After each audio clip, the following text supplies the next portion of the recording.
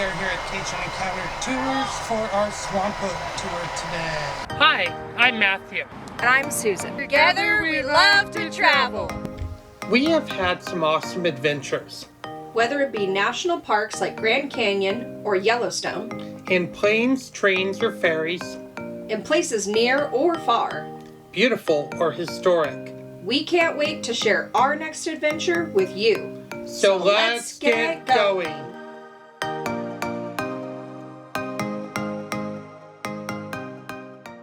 Thank you all for coming out and choosing to spend the afternoon with me. My name is Captain Pat. I'll be your tour guide / boat captain today. We do have a few safety things to go over first. The front of the boat is called the bow. At no point in time can you sit or stand on the bow. If I was put in reverse, you will go over the front of the bow. We don't want that happening. However, to tip or anything like that, there are life jackets underneath your seat. You could reach underneath there, pull them out, put them on, but really just stand up. Most of the water we're going to be in is not that deep today. I have a throw ring by my right hand side. If we lose anybody out the side of the boat, I'll do my best to lasso them back in the boat. At the end of the day, I am a boat captain. I'm not a cowboy, so we'll see how that goes. Now, there's no smoking or vaping on the boat. If I see anybody smoking, I do have a fire extinguisher down by my right hand side. I will put you out. So if we see something on the right hand side, the people on the right can stay seated for me. The people on the left, they can stand up and take a look. And so you see something on the left hand side, the people on the left would stay seated, the people on the right would stand up and take a look. I think that's about all our safety things we got to go over. Now we're going to head downriver because I have been seeing more alligators downriver. We got a little spring down there and it warms the water about 5 to 7 degrees more. Even though it's been nice and warm a little bit, the water is still cool.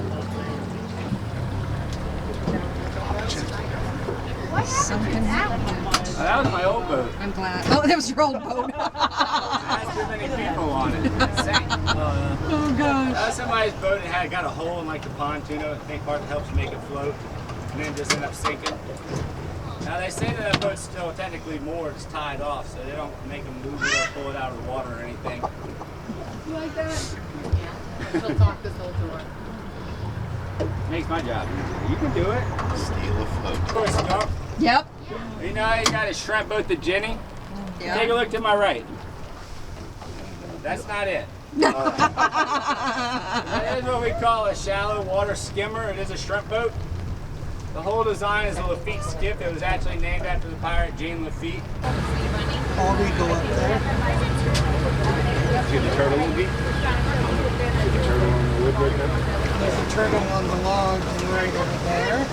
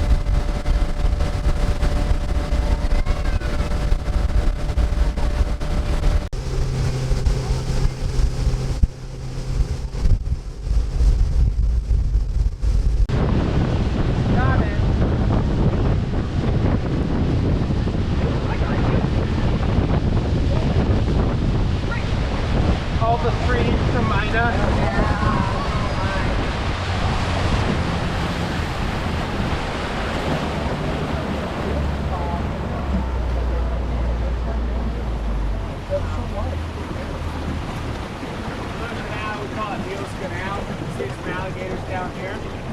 Keep an eye out. They like to hang out in those lilies up in that grass. A lot of times you'll see their heads sticking out. Sometimes they look like a log. Sometimes it actually will be a log. So. Like that one. That's a log. Not a snake, not a gator. Not. Eyes, however many inches, each inch will be a foot.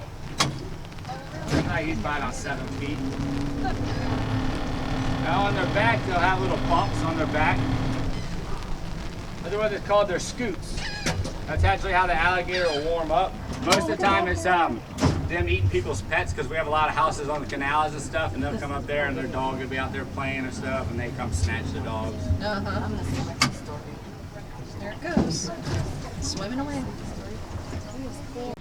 You might have 15 eggs from one male, you can have 10 from another, things like that.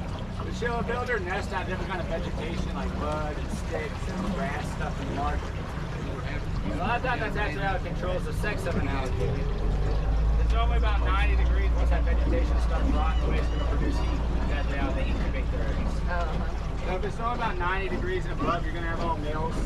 Normally about 88 and below, you'll have all females. And if you're in that 2-degree range, you'll have a mixture of both. They do normally have albino alligators too in the clutch. You might have 1 or 2 depending on the nest. The problem with albino alligators though is that they do get sunburned. So an animal that's relying on the sun to heat up and warm up doesn't really help them out much. That and they stick out like sore thumbs out here. Everything wants to eat them. So now when they're born, they're about 6 inches long. And they'll grow 8 to 10 inches every year for the first 6 years. And after 6 years, they're considered adults. Yep, right over there.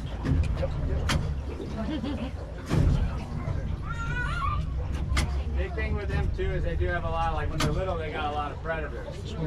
Great blue herons like to eat them, catfish like to eat them. Other alligators will eat them, racoons like to eat them. I see that one up there. We'll try him again. Secret pops are covered. Why are you scaring them off? We can stand. Anybody know the name of that alligator? Johnny? That's Wally. Wally, they're all. I think I still own it, Wally. Until they're not.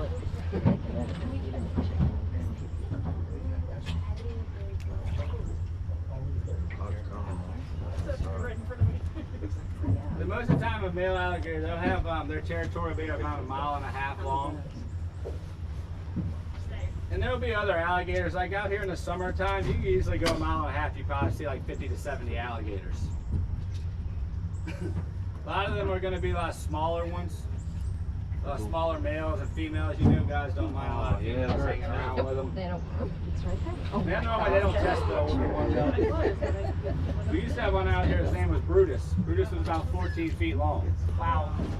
That's why we got these nice handrails on here now. Brutus liked to get on the boat with you.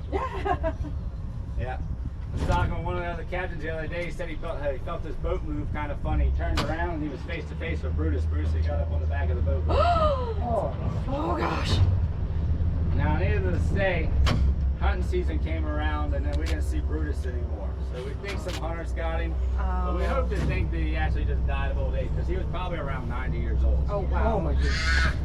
Yeah. There's that gator again. And then we got the common snapping turtle and we got alligator snapping turtles. Alligator snapping turtles get to be the biggest. You don't see them a lot though. They normally will spend most of their time on the wall on the bottom of the river. After they spend so much time down there that like their whole shell will have a thick coat of algae on it. How they hunt is pretty cool. They have a little appendage on the tip of their tongue. They call it their lure, red in color. So they'll sit on the bottom and they'll open their mouth. Look, an alligator. Well, that current will start taking that lure and bounce it around, make it look like a worm. That one's Wally, guys. Yeah, y'all want to know his name? Hi, Wally. That's Frank. Hi, Frank. Let me get going too, Wally. So then fish will swim in his mouth. Look at it. He'll chomp down and he'll get him some lunch. Now the thing is with the alligator snapping turtle, they got a bite force of about 1,000 psi. If you stick your hand or your foot or anything like that in his mouth, he's gonna take it off when he bites down.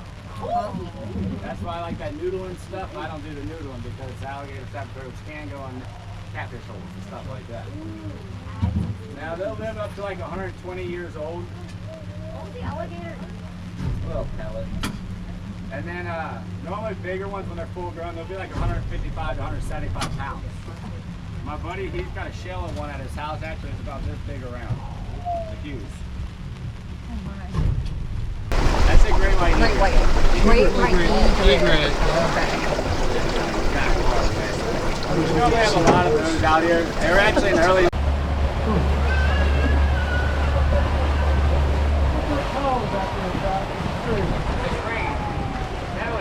Back into the other canal, working on barges and stuff back there and everything.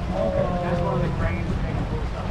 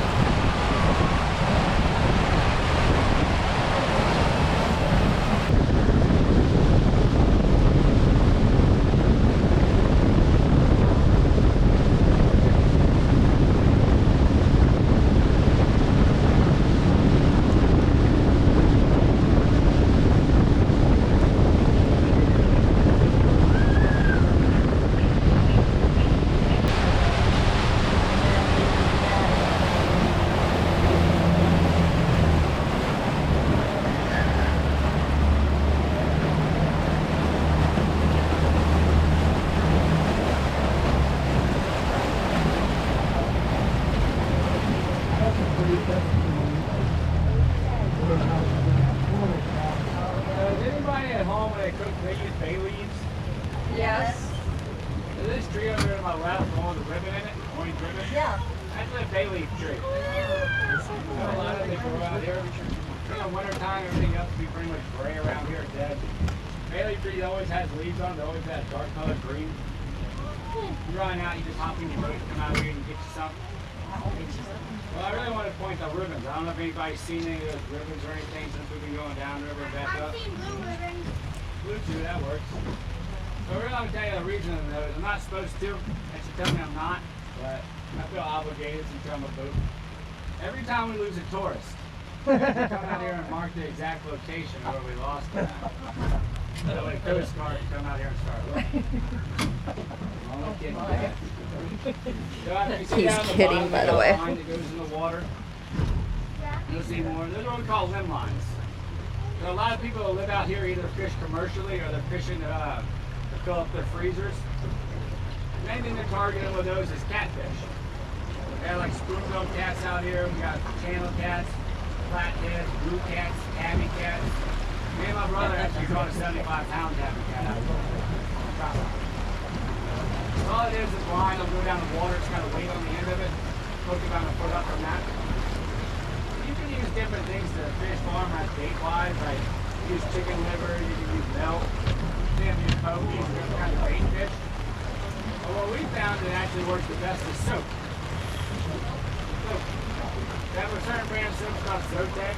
Buy it down at any dollar store around here. About 68 cents a bar. You look at the ingredients though, it's about 90% animal fat. So they'll take that bar of soup, they'll cut it in cubes, and they'll put one of the cubes on the line, on the hook, drop it in the water. Once it hits that water, it starts releasing that oil. The catfish smells it, comes up here, tastes like the soap. Now the best thing about using soap though is when you come out here and check the line, and you pull it up, you got a catfish on there, you take it off, you throw it in the boat. Cleaned already for you.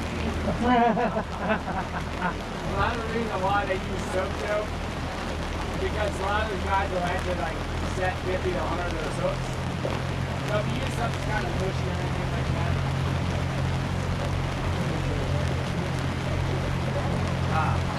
so if anything, the bait could come off the hook. And that bridge actually is a vertical lift bridge. It's the oldest in the state that still works. Got those concrete counterweights up here on either side of the spans. Weigh about 85,000 pounds apiece. That bridge is all riveted. There are no welds on it. So the bridge tender will come out here and he'll climb up in that little house above the center of the span. He'll push his button to the counterweights will start coming down. The center of that span will go straight up. It takes about 15 minutes for it to open and close. Anybody can get it open or closed. On that little sign up there, they got a 1-800 number you can call it. They'll come and open it for you, but also it says it could take them up to 4 hours to come out here and open it for you. They got about 2 people in the state that can still run it. trying to operate it. Wow. I actually met one of them. His name's Tim. Tim lives in Slidell. And when Tim gets a phone call to come open that bridge, he ain't in no hurry. He'll making some breakfast or lunch, depending on what it is. He'll watch one of his shows. Do some chores around the house, and finally he'll come out here and get in his truck and open it. Oh my God. Now I know this sounds crazy. Sometimes I get weird looks, but yes, they stop traffic when they open the bridge. I get a lot of questions. Do they stop traffic when they open the bridge? No, they let the cars drive off into the river. I'm a firm believer in no question is a stupid question, but that one is borderline. Here they don't really have it. They come and open it every 3 to 4 months or so just to make sure everything's working properly on it. But if you were to open it, like maybe the shrimp openers going up there to like maybe the other people's houses. Some of the people up there crab. So if they were coming down one of their crab boats, I'll move the house or something like that. Yeah. 1933. Does anybody on here like spiders? No. Spiders? There's literally one right in front of you. So no. That's just Fred. He's I got him and my tree frog in it. I got a tree frog in this pipe. So you're probably hearing him a little bit. Well, it opens up on the end. He crawls in there. I'm guessing there's a good amount of bugs in there. So he's having fun. So underneath this bridge, we got these spiders called fishing spiders. They're about this big.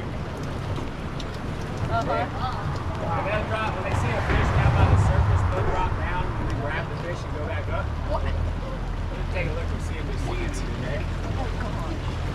Don't worry, they can't get on us, we have the canopy. Oh, sure. Little tiny one.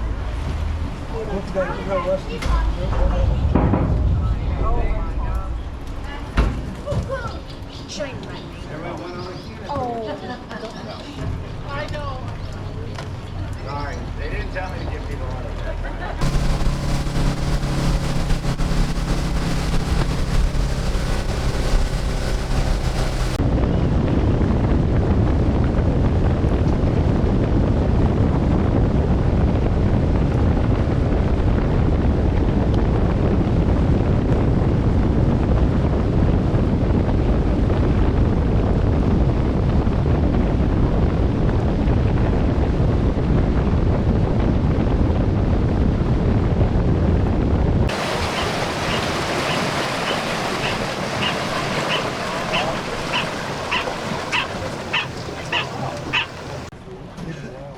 This is what we call our swamp, Honey Island Swamp. Honey Island Swamp's about 77,000 acres. 35,000 of it is owned by the state. It's a wildlife management area. You can hunt on it. Hunting seasons normally run from about October till February the following year. Everything for like squirrels, rabbits, raccoons. I have wild pigs out here, and white-tailed deer. Everybody see these plants to the sides of us? I don't know both sides. One with the big leaves and a lot of tall stems. Anybody know what those are? Elephant ears? They are elephant ears. Around here, you can go to the store and buy those around 40 or 50 bucks at Home Depot or Lowe's. And out here, they grow like crazy. They are edible. Yeah. Cheap starch. Okay. So, but all these plants right here, these other ones that kind of look like arrowheads on the right-hand side, we call it arrow. But they have this, a lot of people after they call it arrowroot. So they used to take those plants and they dry them out. And they use it to thicken their food. So like a cornstarch or cream of tartar or anything like that. That's a purple iris. Yeah. Oh, iris. You use fan boats out here too? Yeah. No, that's gonna be farther down, like going past the little ones that we're doing. Because really there it's just all marsh.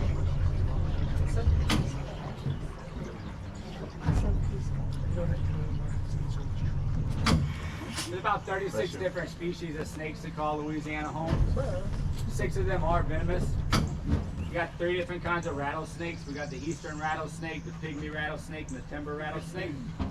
A lot of time we call the timber rattlesnake the canebrake because we find them in the sugarcane fields a lot, eating all the rodents and stuff. Yeah, thank you. Thank you. Then we got the copperhead. We got the cottonmouth slash water moccasin, depending on who you're talking to, is depending on what they'll call it. And then we have the eastern coral snake here too.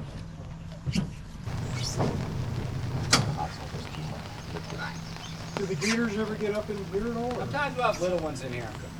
Oh, there's a snake that just.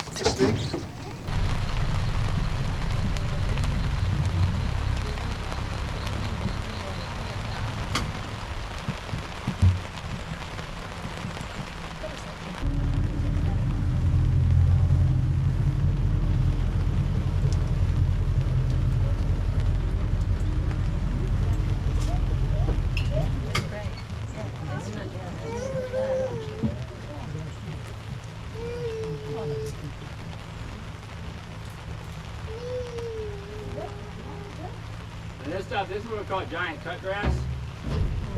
I'll reach down and grab it.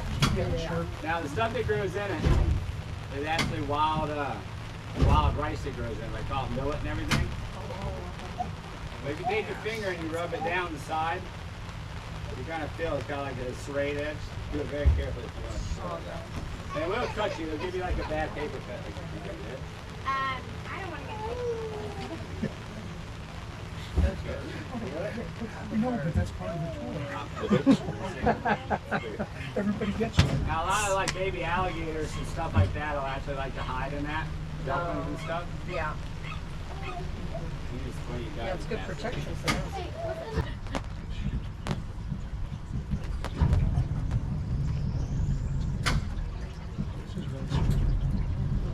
I feel like I'm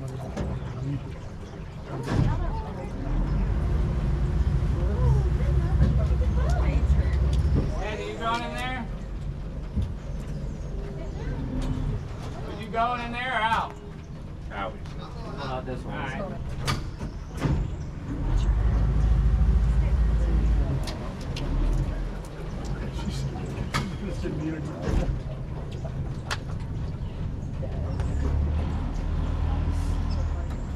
This is normally where our family of raccoons Here, lives at. right over there. Oh, yep. There goes. There goes.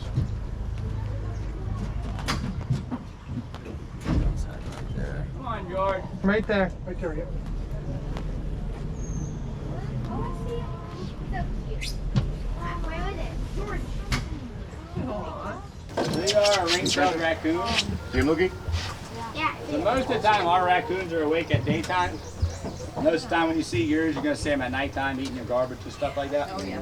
Hey, what are they doing? I thought they were. But our raccoons know that what likes to eat them is very active at nighttime. Oh, yeah. Raccoons are really smart. Probably little fans. They say they actually give them more credit than they really deserve. Do with this, I'm not eating a raccoon. So that's how Rebecca the raccoon got started. They got her a nice collar, put her name on it, put jewels on it, put her up in one of the suites in the White House. When they went on vacations, they took her with them. One more glimpse of the raccoon right over there.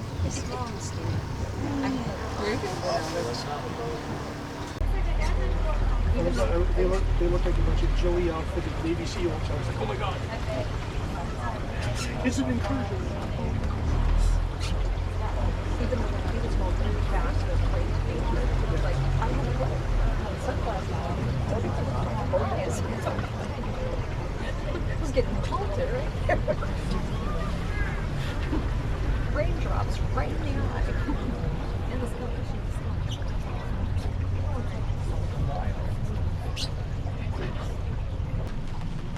All the gray stuff in the tree, that is Spanish moss.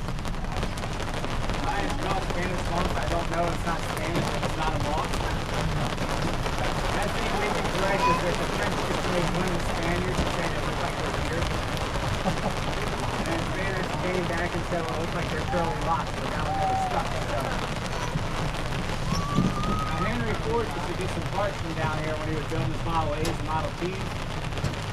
And they used to send it to him as cypress boxes. They used Spanish moss packing in it. You know, we use bubble wrap or peanuts there, everything like that. Peanuts? So, being the entrepreneur that he was, though, he said, like, I can use this stuff. Yeah, yeah. So we took the cypress planks from the boxes and he made us 4 boards and the main seats on the parts of the seat from the boards. Then he took the Spanish moss and he used it as the stuffing or padding for the seat. What's a pat right there? Oh, look at that. You can see, that's neat. You can see his whole body. So they're always going to use their tails to swim now. And normally, like when they start swimming, they'll let their arms just stay all the way back or whatever. When they do like that, they're like kind of like stabilizing themselves. What do you think his name is? I was like, you want to name that bird? He was like, yeah, I'll name it. I was like, what do you want to name it? He's like, his name's Tall Guy. Tall Guy. What are you recording me for?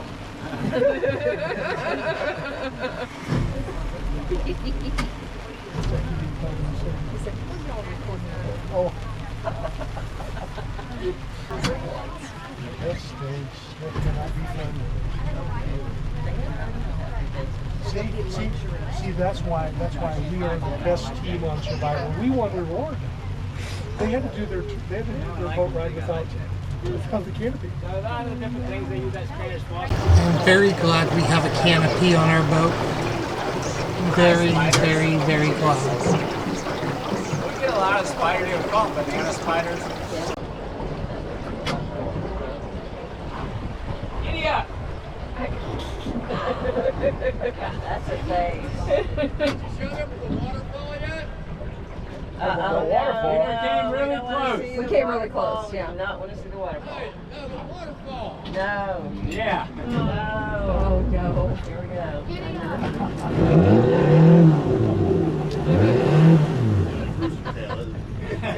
We're not getting close to it. Yeah. People. Hey, my boat's dry. At least it's drier. I'm still wet.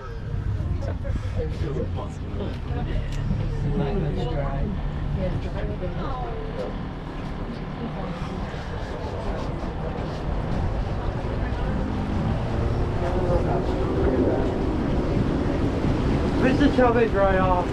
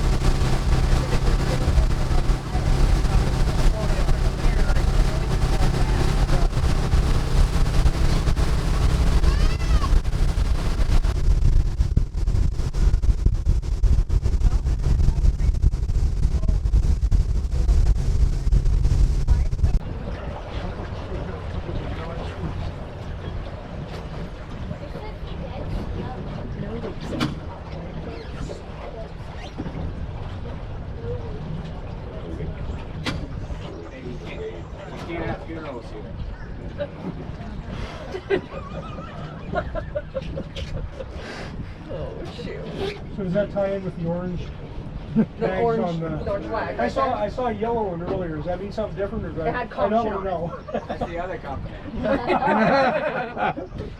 Most of the time, those are just marking. That's all they're going to do. They're just marking their limb lines with the 8 different things. They really want, like, for the wildlife management area, though, you got to have, like, permits and stuff like that. Like, when you buy your hunting license here or anything like that, you'll buy, like, a wildlife management stamp as part of your license. I think it costs, like, $20 or whatnot like that for the year.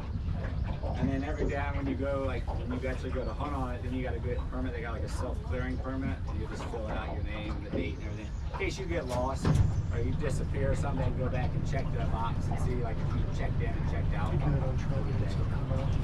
That's good too. Yeah. All right, guys, everybody had a good time? Yes, woo! Glad y'all did. Now, you gotta do me a favor that would help me out a lot.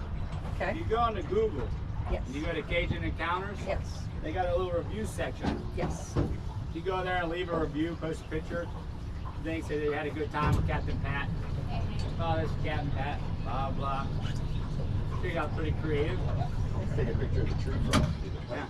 Now, if you didn't have a good time, you can still go leave a review. But instead of putting Captain Pat, you can go put Captain Bob on. So we're gonna head on back to the dock. Brad, stay seated for me. Did you guys have fun? It was awesome. 5 thumbs up. So much fun. 5 stars. 2 thumbs. So we got done with the tour, so now we're in the gift shop here.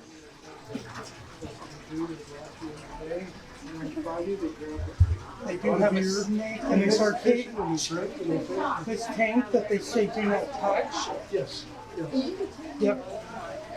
Don't want to. Curled up inside. Then over here, I got a mini gator in the tank that we should be able to hold in a minute. I told him not to bite. No more. Open your hand. You're like an animal whisperer. Open your hand. Put him in here. Okay. Open him. Okay, gripping.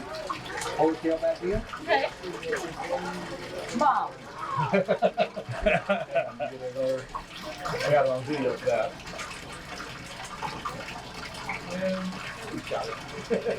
You know, no matter what I do, when I'm here, I try my best to do. All right, put your hand flat.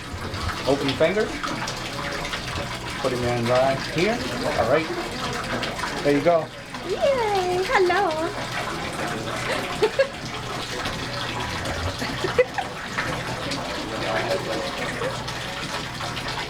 The skin feels so interesting. And you tap them on the top to make them smile. Oh gosh. Just like that.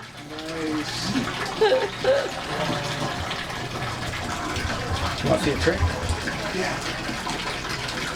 He won't bite me. Oh gosh. He won't bite me. But he will bite us. That's what you're Probably. not. That's No, the probably. second half of that sentence. Yes. No, he won't bite me because I deal with him every day, and I used to let him bite the crap out of me. And then I would tap him on his nose. Smart man, huh? And then look, he don't tear my finger up no more. Let me see. I want to see if you're sure. Oh yeah. Yeah, it's kind of red down here. Like Yeah, you a see where- bite callus. Yeah. He used to bite me. All right, Chris. Good. Open your fingers? Yep. Okay. Oh, gotta keep that leg up in there, that way you can't wait. Dude, chill out. Okay, grab the tail. Oh, he's... Yeah, he's stronger than you think. Huh? Yeah, no kidding.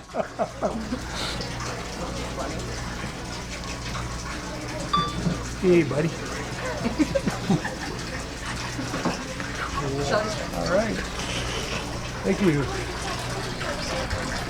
I'm gonna calm him down for you. Oh, Oh, what? All right, Bill. All right, hey, got didn't it? squirm that much for me. He's sleeping.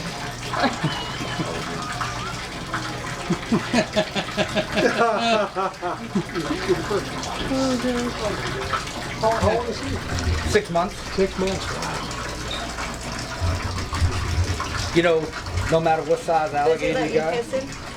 I'd run down one. I'll stick his head down on my when I'm playing with him. No.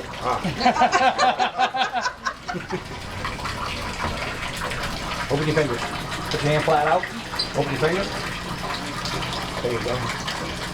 Oh, he actually feels a little different than I thought it would. Yeah, everybody thinks he's a But feel yeah. slimy. He's not slimy. He's No. rubbery. No, yeah, I didn't know the rubbery part, you know, but yeah. Very leathery. Yeah, it feels really cool though.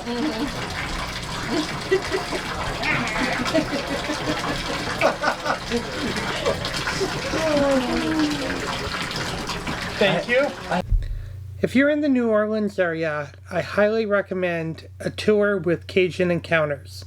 They're located just outside of New Orleans in Slidell, and they even offer packages that offer transportation from your hotel in New Orleans out to their location and back.